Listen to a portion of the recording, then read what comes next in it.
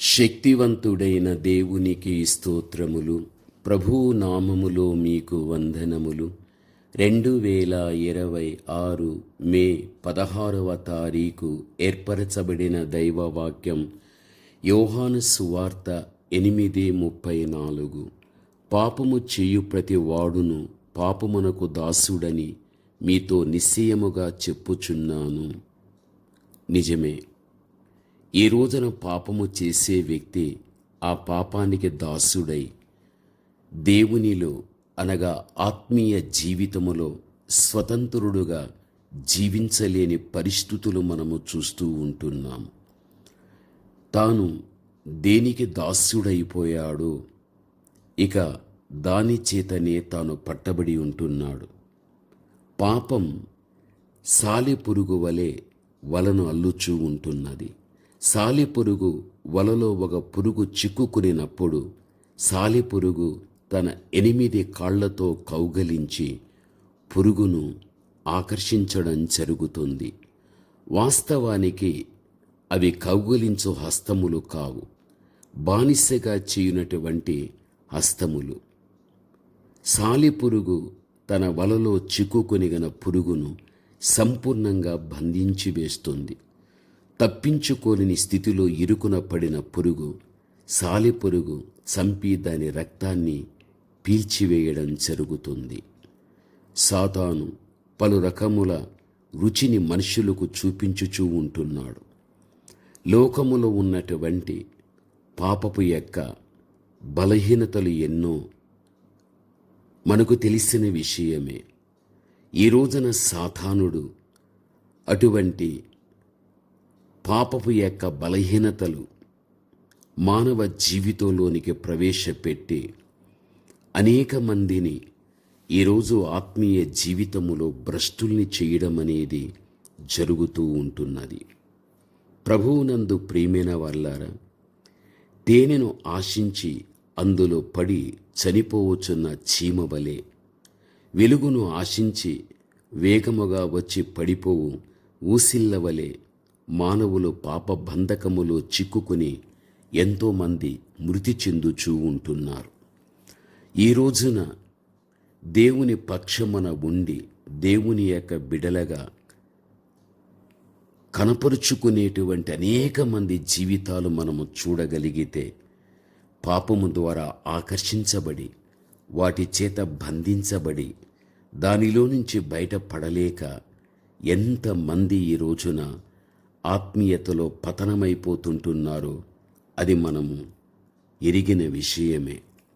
దేవుని యొక్క బిడలైన మన జీవితంలో ఎక్కడ కానీ మన ఆత్మీయ జీవితానికి నష్టాన్ని కలిగించేటువంటి పాప కార్యాలకు ఆకర్షించబడి వాటి చేత మనం పట్టబడిపోయి ఎక్కడ కానీ ఆత్మీయ నష్టాన్ని తెచ్చుకునేంత పరిస్థితులు మన జీవితము గుండా జరగకుండా మనమే జాగ్రత్తగా కాపాడుకునే వ్యక్తులుగా ఉండాలి.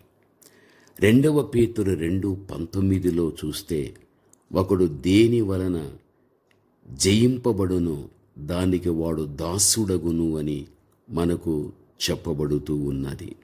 ఈ రోజున దాసులుగా కాకుండా స్వతంత్రులుగా ఆత్మీయతలో బ్రతకడం మనము నేర్చుకోవాలి. పరిశుద్ధ గ్రంథం 1 సమూయేలు 16:14 చూడగలిగితే, యెహోవా ఆత్మ సౌలుని విడిచిపోయి యెహోవా యొద్ద నుండి దురాత్మ ఒకటి వచ్చి అతన్ని వెరిపింపగా అను మాట మనము చూడగలం. పాపము చేసిన కొలది మనుషుల హృదయముల యందు అపవిత్రాత్మలు చొరబడుచూ ఉంటున్నాయి.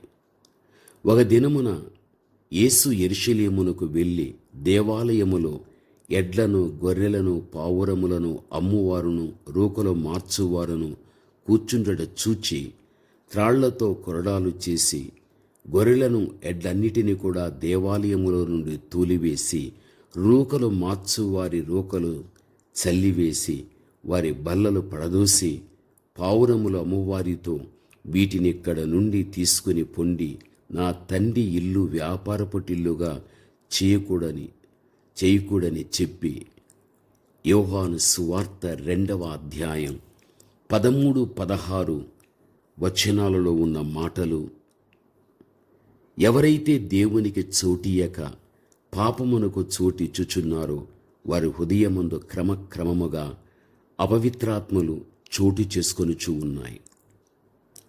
పాడుబడిన ఇండ్లలో గబ్బిలములు చేరుటలేదా? వాడబడని గదులలో దుమ్ము ధూళితో పాటు చెదలు కూడా వచ్చుటలేదా? దేవుని బిడలగా మనము గ్రహించవలసిన విషయం, మన శరీరం దేవుని ఆలయమై ఉన్నది. అది పరిశుద్ధాత్మకు నివాసమై ఉంటూ ఉన్నది. అందుకే మనుషుల మధ్య దేవుడే తానే నివాసము చేయుచూ ఉంటున్నాడని వాక్యానుసారంగా మనకు తెలిసిన విషయమే కదా. దేవుని యొక్క బిడలైన మన జీవితంలో మన యొక్క దేహం అనే దేవుని ఆలయాన్ని జాగ్రత్తపరుచుకొని అందులో దేవుని ఆత్మ నివసించుచూ ఉంటున్నాడని గ్రహించి ఎక్కడ కానీ మనం ఆకర్షించబడే పాపాలకు దాసులు కాకుండా మనము చూసుకోవాలి. దేవుని యొక్క బిడలైన మన జీవితంలో దేవుడు మనకిచ్చే ప్రతి హెచ్చరిక మన బాగోగును గురించి అన్న విషయం మనము తెలుసుకొని జాగ్రత్తగా ఆత్మీయతను కాపాడుకొని సాగిపోవాలి. ప్రార్థన. పరమతండ్రి అయిన మా దేవ, మీ యందు మేము స్వతంత్రులుగానే తండ్రి జీవించాలి. పాపానికి ఎక్కడ కానీ బానిసలు మేము కాకుండా, వాటి చేత పట్టబడి విడుదల పొందలేక ప్రభా ఆత్మీయ నష్టాన్ని మేము తెచ్చుకునే వ్యక్తులుగా కాక, ఆత్మీయ లాభప్రాప్తితో మా భవిష్యత్తును ముందుకు నడిపించుకోవటానికి కృపను మీరు చూపించండి.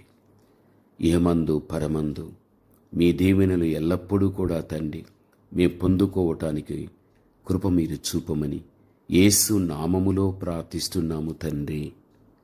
ఆమేన్.